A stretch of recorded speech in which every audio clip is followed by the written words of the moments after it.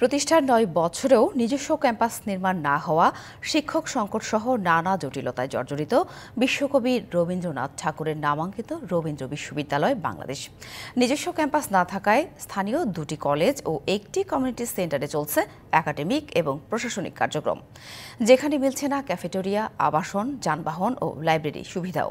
ফলে স্থায়ী ক্যাম্পাস নির্মাণের দাবিতে আন্দোলনে নেমেছেন শিক্ষার্থীরা।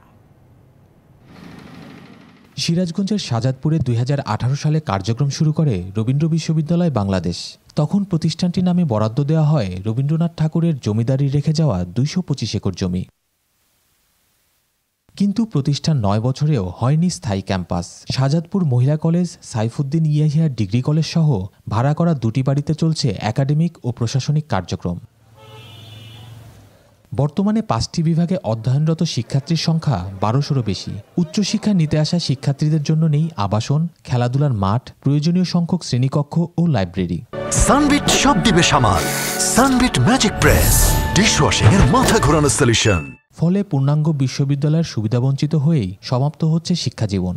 আমাদের আবাসিক যে সমস্যা, সেটার জন্য খুব বেশি আমাদের সাফার করতে হচ্ছে। এখানে গবেষণা করা হবে, অনেক জিনিস নিয়ে রিসার্চ করা হবে, সেসব বিষয়গুলো আমরা কোনোভাবে সম্পূর্ণভাবে করতে পারছি না। আমাদের ক্লাসরুমের আবার সংকট থাকার কারণে আমরা রেগুলার ক্লাসও করতে পারতেছি না।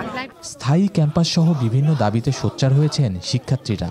ক্যাম্পাস না থাকলে কোনো পাবলিক বিশ্ববিদ্যালয় হতে পারে না। আমরা আন্দোলন অব্যাহত রেখেছি। যদি আমাদের দাবি মেনে নেওয়া না হয়, এই আন্দোলন আরও বেগবান হবে। লং মার্চ টু সচিবালয় এর মতো কর্মসূচি আমরা সামনে নিতে যাচ্ছি।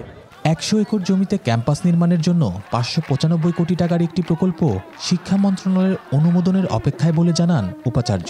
ছাত্রদের দাবির সাথে আমাদের দাবির কোনো পার্থক্য নেই। আমরা স্থায়ী ক্যাম্পাস চাই এবং ছাত্র স্থায়ী ক্যাম্পাস চাই। এই সরকার, আমরা মনে করি তারা আমাদের দাবিটি বুঝবেন। ছাত্ররা যে রাস্তায় আছে, কষ্ট করছে, তাদের প্রতি দৃষ্টি দিন এবং আমাদের যৌক্তিক দাবি মেনে নিন এবং অর্থ বরাদ্দ করুন, যাতে আমরা স্থায়ী ক্যাম্পাস শুরু করতে পারি। শিগগিরই প্রকল্প অনুমোদনের মধ্য দিয়ে শুরু হবে রবীন্দ্র বিশ্ববিদ্যালয়ের নিজস্ব ক্যাম্পাস নির্মাণ। ফিরবে শিক্ষার পরিবেশ, এমনটাই প্রত্যাশা শিক্ষার্থীদের। খালিদ হৃদয়, ডিবিসি নিউজ, সিরাজগঞ্জ।